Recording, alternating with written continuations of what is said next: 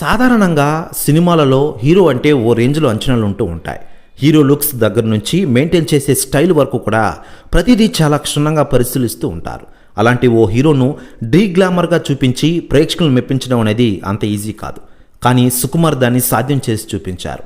Star hero క్యారెక్టర్కు శారీరక లోపం పెట్టి మాస్ను ఒప్పించారు.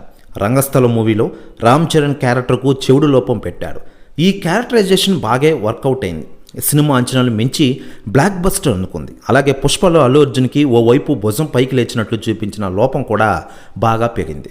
ఇలా కొంతమంది దర్శకులు హీరోల క్యారెక్టర్స్కు లోపాలు పెట్టి హిట్స్ కొట్టేస్తున్నారు. ఈ క్రమంలోనే ఇప్పుడు గేమ్ చేంజర్లోనూ చరణ్ క్యారెక్టర్కు ఇలాంటి ఓ ట్విస్ట్ ఉన్నత. కాకపోతే దాన్ని ఫ్లాష్ బ్యాక్ ఎపిసోడ్లో చూపించబోతున్నాడట డైరెక్టర్ శంకర్. ఇప్పటివరకు సినిమా గురించి వినిపిస్తున్న ఇన్సైడ్ టాక్ ప్రకారం సెకండ్ హాఫ్లో చరణ్ పెద్ద వయసున్న అప్పన్నగా కనిపించబోతున్నాడట.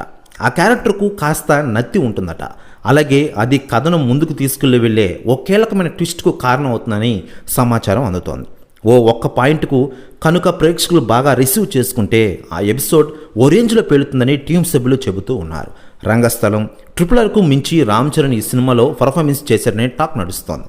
ఇలా టీజర్ తర్వాత వస్తున్న టాక్ అంతా కూడా సినిమా మీద డీసెంట్ హైప్ను క్రియేట్ చేస్తూ ఉంది. ఈ లెక్కను చూసుకుంటే జనవరి 10న మూవీ ఏదో విధ్వంసం చేయబోతుందని ఫ్యాన్స్ భావిస్తూ ఉన్నారు. ఎందుకంటే చరణ్ సినిమా మీద అందరికీ ఆ రేంజ్లో అంచనాలు పెరిగిపోతూ ఉన్నాయి. టీజర్ కూడా ప్రేక్షకులను బాగానే మెప్పించిందని చెప్పుకోవచ్చు.